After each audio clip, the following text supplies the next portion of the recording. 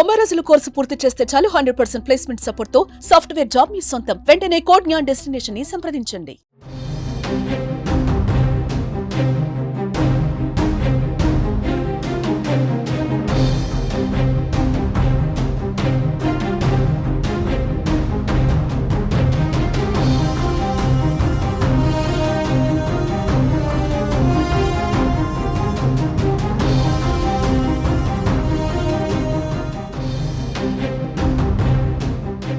Huzurabad MLA పాడి కౌశిక్ రెడ్డికి ఊరట లభించింది. ఆయనకు బెయిల్ మంజూరైంది.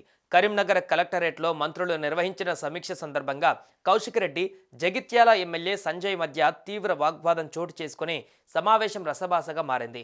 ఈ పరిణామాలపైన ఫిర్యాదు అందడంతో కౌశిక్ రెడ్డి పైన కరీంనగర్ 1వ పట్టణ పోలీస్ స్టేషన్లో 3 కేసులు నమోదయ్యాయి.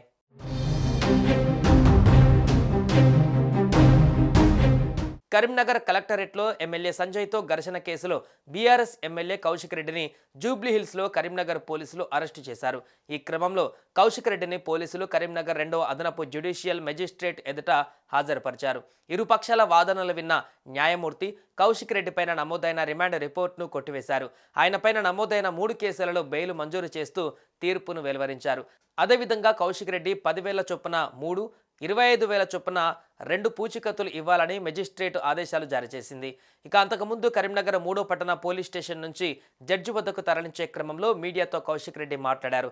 కాంగ్రెస్ పార్టీ ప్రజలకు ఇచ్చిన హామీలను అమలుపరిచే వరకు ప్రశ్నిస్తూనే ఉంటామని తెలిపారు. ఆ పార్టీని వదిలిపెట్టే ప్రసక్తే లేదని స్పష్టం చేశారు.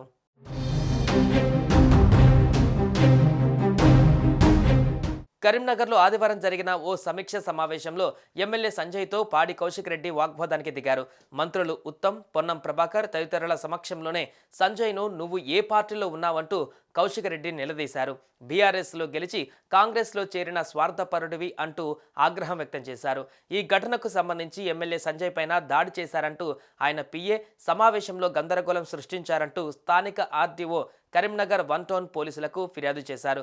దీంతో పోలీసులు ఎమ్మెల్యే కౌశిక్ రెడ్డి పైన వివిధ సెక్షన్ల కింద 3 కేసులు నమోదు చేశారు.